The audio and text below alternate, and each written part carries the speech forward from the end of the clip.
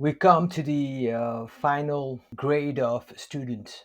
If a student drops out of the educational system, do we even call him a student? Is there anything that he can do to dampen his fall and make the best of the bad decision that he has taken? That is to drop out? The answer to both questions is yes. Just because he doesn't pay the educational institution doesn't mean that he is no longer a student. We can still help students who are planning to drop out or who have dropped out. Not much research has been done on dropouts, but based on my interactions with them at various stages of life, I think we need to classify them in various ways to understand the dropout phenomenon. First, let's categorize them in the timing of the dropping out.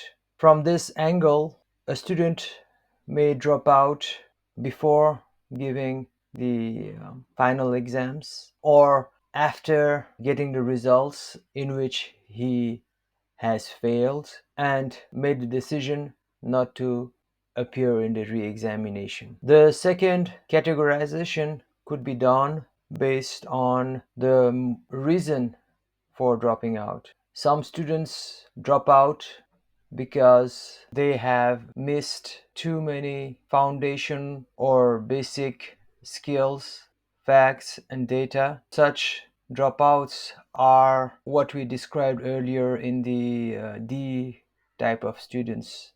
If they had followed the advices I had given earlier on, they could have passed out that particular degree they were pursuing with a D grade. However, many of the D grade students develop wrong concepts and bad habits, and as a result, cannot elevate their cognitive competency level even a few classes up, as we have discussed earlier on. Consequently, they just cannot answer any questions in the exams. Among them, some know this fact in the middle of the academic year, and others are deluded and still believe that they can get A plus if they study hard. So this later students put in the hours and eventually give the exams, but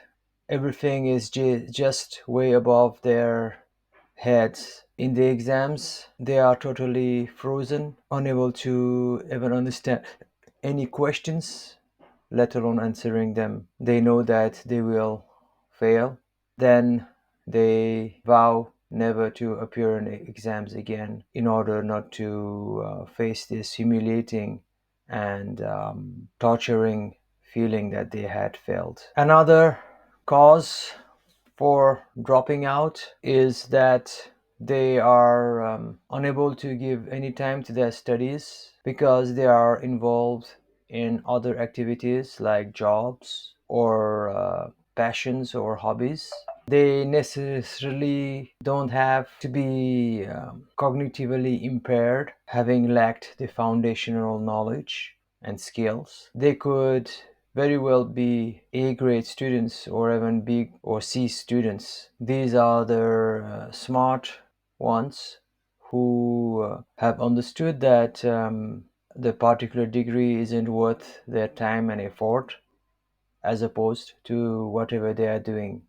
The best example of this type of dropouts are Bill Gates and Steve Jobs. Then the third cause of dropping out is nature. Some people just cannot study, which means they do not have the capacity to read and write and make calculations and think logically. In the end, studies is just one field among many fields. For example, if singing was something that everybody had to do, then I too would have been a dropout in singing. because I don't have the basic wiring in my brain for singing. Similarly, due to various cognitive disabilities, among which autism and ADHD are two well known ones, many students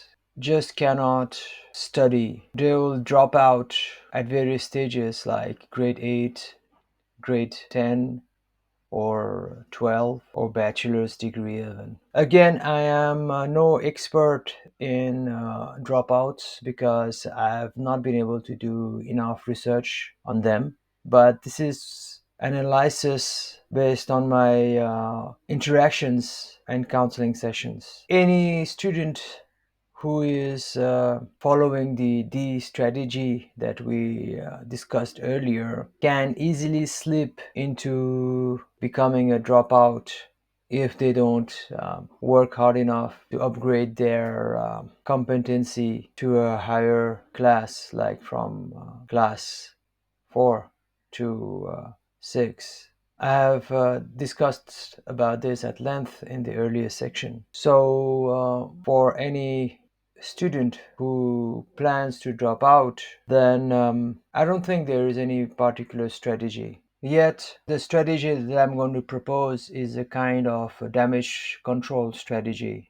If in your mind you have secretly decided to drop out, then you should end your academic life on a positive note. Do not hate the process of studying. Remember, studies is made of two parts. The first one is about scoring in the exams. This one you hate, I know, and that is the main reason that you are dropping out anyways. The second part is understanding. So if you are going to drop out anyways, why don't you just try to understand whatever is being taught just for the sake of it? That would be a very realistic working strategy for you, because you would have paid your tuition fees upfront.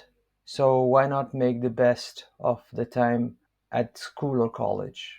Do not give up the practice of studying. It doesn't have to be for your studies, but you could study for whatever is your passion, be it sports, arts, or any technical fields. Don't just watch reels, shorts. Instead, do searches on your subject of interest on YouTube and watch full videos with the captions on. In life, if you do not seek to pursue an academic career or get a job, but instead want to be self-employed or start a company, then a degree is not a must-have. However, knowledge and skills and data on your field of interest is a must. Remember, you failed in exams, but it doesn't mean that you have failed in life. In this way, you have to keep motivating yourself.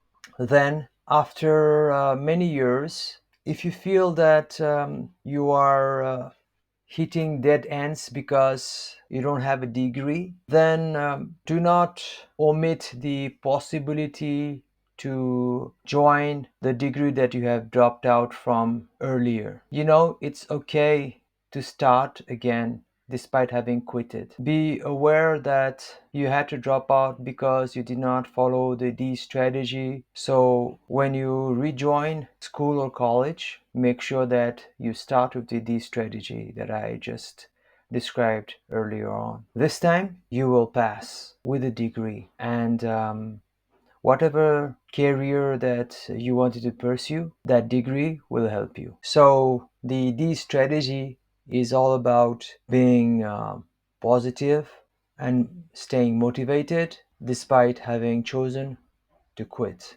It's not the end of the world.